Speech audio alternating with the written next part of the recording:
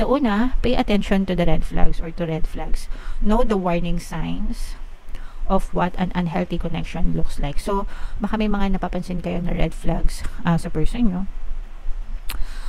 So, kung ayaw nyo na magkatotoo yun, kailangan i-focus nyo attention nyo dun sa opposite ng red flag na yun, mga kapiksi. Okay? But, yung mga red flags na yun, di ba? Usually, alam nyo na yan, mga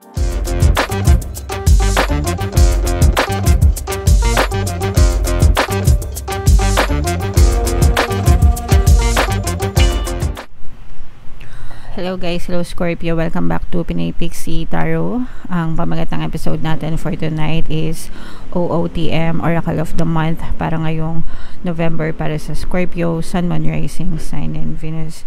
Kung ano na lang yung makaresonate sa inyo guys, take that message. Meron tayong tatlong decks dito guys. Ito yung para sa spiritual message nyo, ito yung para sa life messages, and ito naman yung para sa love life, mga kapiksi. So, unahin natin tong deck na to guys. Tingnan natin yung mensahe para sa inyo. By the way, mga kapiksi, naka-upload na sa channel natin yung inyong 2025 kapalaran para sa bawat zodiac sign.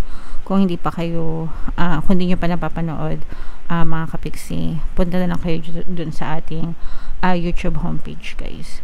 So, meron tayong spellbound, soul alignment, release, protection, mga kapiksi. So, kailangan nating i-release guys yung ating mga negative na emotions guys, no? Negative emotions such as anger, hatred, resentment, grudges, so that we are vibrationally aligned with the universe, which is the vibration of love and light and compassion, okay?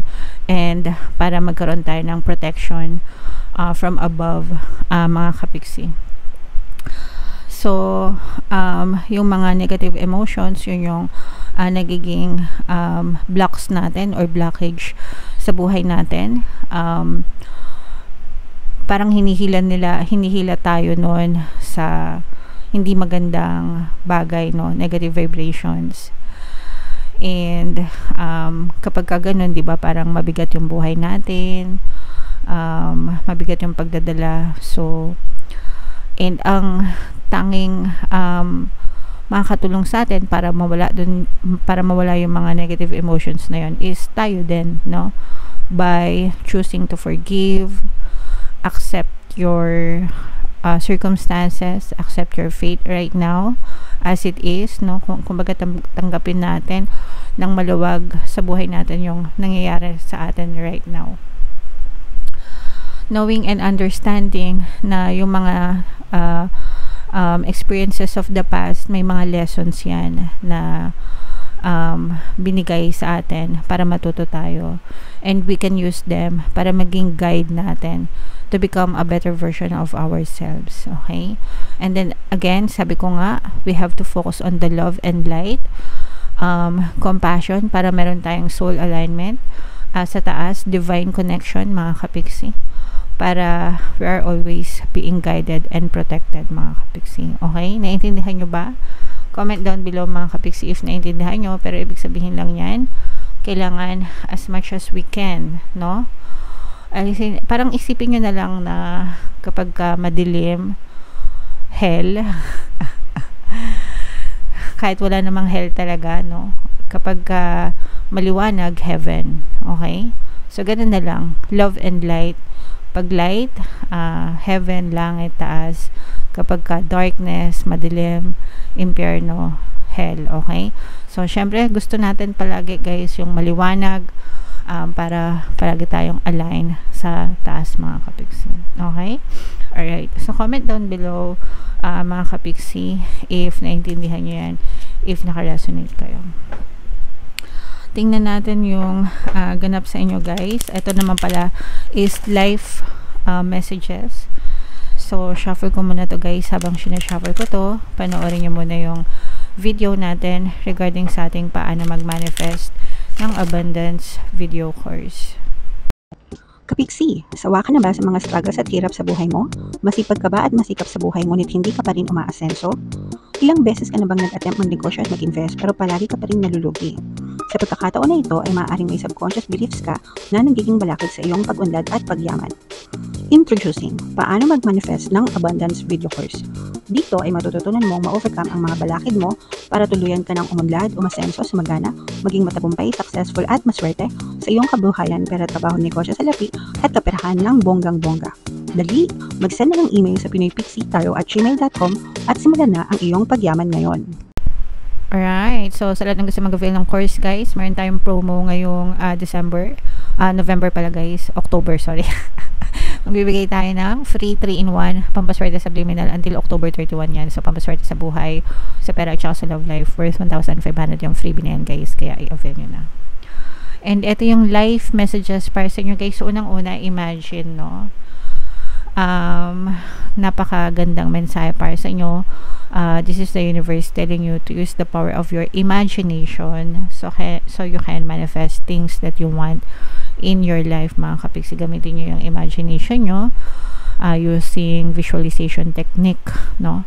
Para ma-visualize, ma-imagine nyo, you have to picture in your head kung ano yung desires nyo, kung ano yung bagay na gusto nyo ma-experience sa buhay. The more you imagine, the more you visualize, the more you feel it real, mga kapiksi, the more you're imprinting it in your subconscious mind, and the more it will be pushed out in your physical reality, mga kapiksi. So,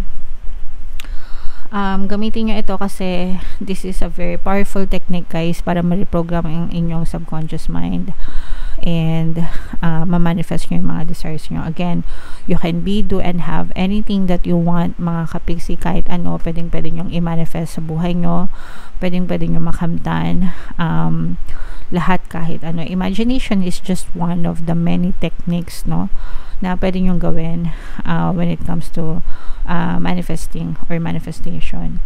Pero it's just one. There are a lot of other techniques, pero this is also a very powerful technique kasi our subconscious recognize picture words, no, or pictures.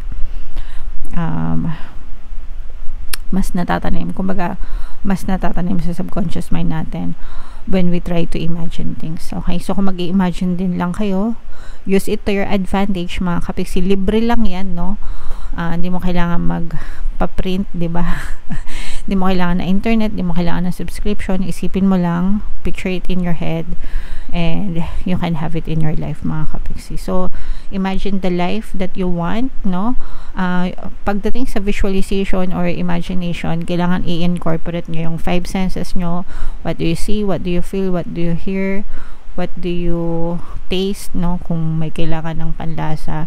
Pero yung 5 senses, mga kapiksi, i-incorporate nyo yun sa imagination nyo or sa visualization nyo kapag nasa inyo na yung desire nyo.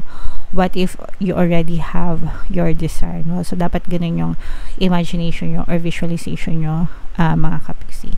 And you have to do it over and over again hanggang sa you feel it real, no? Maramdaman mo na, okay, parang totoo na talaga, okay? And then send it out to the universe.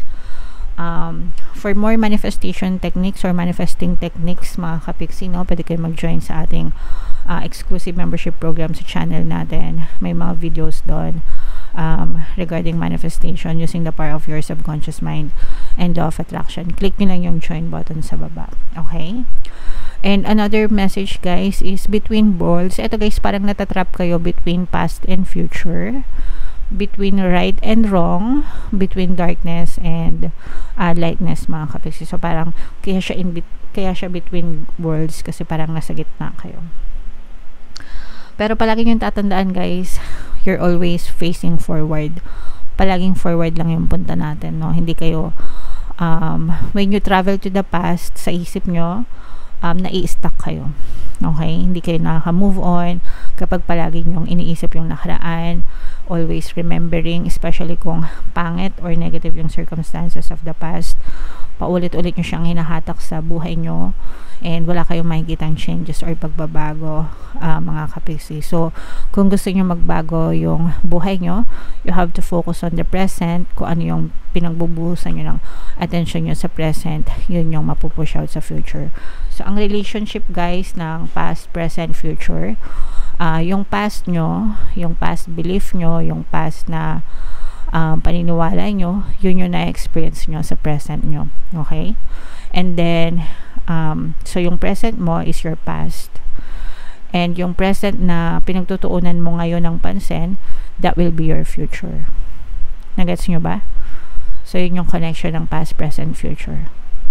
So, whatever na hindi magagandang nangyari sa past, kailangan i-delete mo na siya sa memory mo or tambakan mo ng panibagong mga belief system, magagandang belief, magagandang perception na madadala mo sa future mo kasi yun yung magiging experience mo in the future. So, dapat looking forward ka kung gusto mo na maging masagana sa future.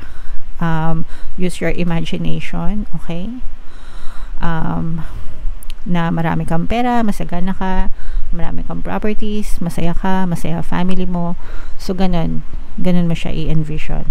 And you have to use your present moment now, okay? Comment down below if naintindihan nyo mga kapiksi. So, yan yung message for you sa life message. And ito naman yung sa love life mga kapiksi. Habang sinashuffle ko to guys, naka-flash sa screen nyo yung ating paano mawala ang third party at magkaroon ng harmonious na relationship para mawala guys yung mga kabit ng mga jowa nyo. 20% discount yan until October 31. Kaya avail na kayo guys. So, ito guys, ito yung mga love life message nyo. Hindi naman to magre-resonate sa lahat guys, no? Kung ano lang yung makaresonate sa inyo, take that message. So, una, pay attention to the red flags or to red flags. Know the warning signs of what an unhealthy connection looks like. So, baka may mga napapansin kayo na red flags sa person nyo. So, kung ayaw nyo na magkatotoo yun, kailangan i-focus nyo attention nyo dun sa opposite ng red flag na yun, mga kapiksi. Okay? But